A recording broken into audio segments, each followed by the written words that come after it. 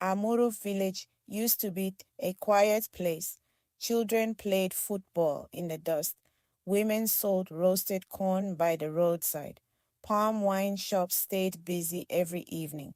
The loudest sound in the whole village used to be goats crying for food. Everything changed the year King Agubata took the throne. On a hot Tuesday afternoon, the king declared that nobody must walk on the central road by midday. He said the sun was his messenger and must not see people.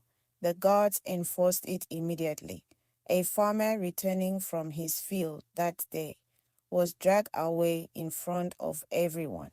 The man begged, cried, pleaded, and swore he didn't know the new rule. He was taken to the palace. He didn't return. That disappearance was the first sign. 3 months after his coronation, the palace changed. A tall wooden gate covered with sharp iron points was built around it. The king said it was to keep evil spirits out, but even children knew it was to keep people in. Nobody entered freely again. Palace visits required the guards' permission.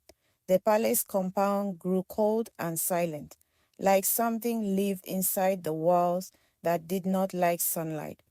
The night sound. Every few nights, strange sounds came from behind the palace hall. Low voices, footsteps at odd hours, metal scraping the floor like chains. Then one night, everything became clear. Shouting came from the king's office. A grown man begged for mercy. Then the cane landed. Whip, whip, whip. The screams echoed across the compound. Women covered their children's ears. Men pretended not to hear. Nobody asked questions. As usual, the screams stopped suddenly. When the guards opened the door later, the ground smelled like blood. People noticed the change first in his eyes. They were always red, always watching, never blinking too long, as if sleep had become a stranger. Sometimes he walked alone in the palace corridor at night, talking to walls as if someone was standing there. Witnesses said he often whispered, "You promised me more." No one knew who made the promise. No one wanted to know. One market day, a well-known farmer named Namdi finally spoke up. He stood in the center of the market and shouted that the king was wicked. He told everyone to rise and fight. People begged him to stop. Some prayed for him. Some ran home to lock their doors. The guards arrived within minutes. Namdi was beaten in front of everyone. The king appeared soon after, looked at him on the ground, and simply said, "Let this be a lesson." Namdi was carried away. He never returned. After that, even the bravest men became silent. One by one, families in Amuru were visited at night. A loud knock, followed by guards entering without permission. Men were dragged out for speaking too much. Some were taken for owing tax. Some were taken for unknown reasons. None of them came home again. Women started sleeping with their wrappers tied tightly around their chests, hoping it would give them courage if the guards arrived. Children learned not to cry loudly. Crying attracted angry footsteps.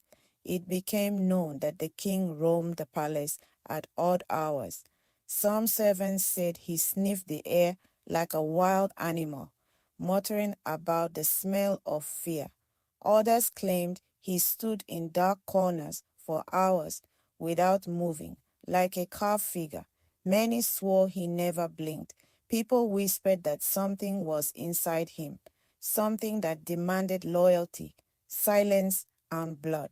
Nobody said it out loud. As time passed, the king's rules grew stranger. No woman could speak loudly within sight of the palace. No man could sit facing the king unless invited. No teenager could walk outside after 7 p.m. No family could question any punishment. People obeyed because the price of disobedience was always the same: disappearance. The once busy village grew quiet. Small shops closed early. Drums at night, celebrations went silent. Even birds avoided the palace walls. The whole village lived in fear of hearing that cane again. One morning, the palace gate was found open. The guards were missing. The compound was empty. Inside the king's room, clothes were scattered across the floor. The bed was overturned. A clay cup had been smashed against the wall. The king himself was gone. Search teams entered the forest, calling his name. No answer, no footprints, no trail, nothing. Some said he ran mad and disappeared into the bush. Some said he was taken by the same voices he used to talk to. Some said the spirits he served finally came for him. What is known is simple. King Agubata left the palace and never came back. The palace stayed abandoned. Grass took over the compound. Dust covered the floors. Doors hung loose. The once powerful throne gathered cobwebs, but the fear did not leave. Even years later, the villagers refused to walk near the palace after sunset. People still said they heard the cane sound at night. Some swore they heard footsteps inside the empty hall, and everyone remembered the same thing: 3 strikes, 3 screams, 3 moments of silence, and the wicked king who smiled while people begged for life.